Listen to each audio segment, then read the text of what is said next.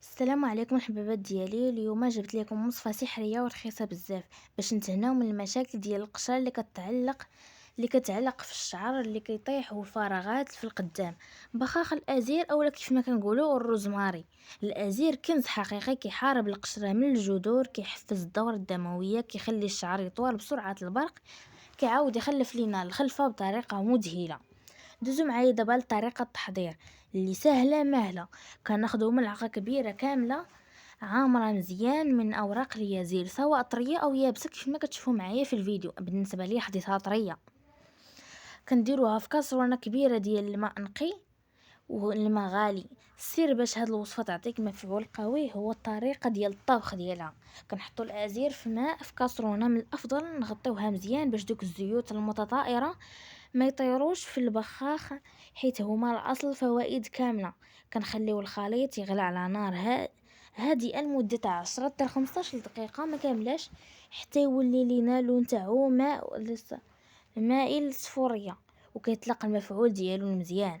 من بعد ما كنديروه يبرد، المحلول ديالنا كيشدوه ونصفوه مزيان باش نصفيوه مزيان باش نحيدو دوك الاعشاب ونفرغوه في القرعه ديال البخاخ باش تجي سهله في الاستعمال. طريقه الاستعمال بسيطه بزاف. رشي البخاخ على الفروه تاع الراس ديالك وعملي واحد تدليك خفيف بالصبيعات ديالك، ماشي بالاظافر، بالصباع. دلكيه تقريبا لمده تاع 5 دقائق باش تحفزي الفروه تشرب داك الماء داك الزيت المزيان. من بعد ما كتستعملي 2 حتى 3 تاع المرات، ما تخافيش، ما كيخليش لا ريحه خايبه لا زوطه، بالعكس كيعطي ريحه زوينه ومنعشه للشعر. من اول 2 اسابيع غتحسي بالفروه تاعك ما فيهاش القشره، غتبدا كتنقص الحكه، غادي تختفي، ومع مده غادي تبداي تشوفي شعرك الصغير كيبدا كيكبر وكيطول وكيولي قوي وصحي. كنتمنى الوصفه ديال اليوم تعجبكم وتجربوها حيت فعاله، كتستحق التجربه صراحه.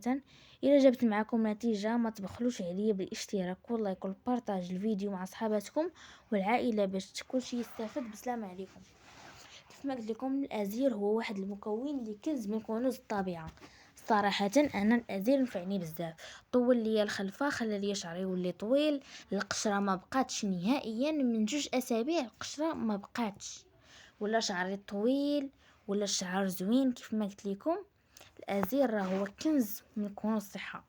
الشعر كيولي قوي، ما كيتساقطش، القشره ما كايناش، الطول طويل، كلشي هو هذاك.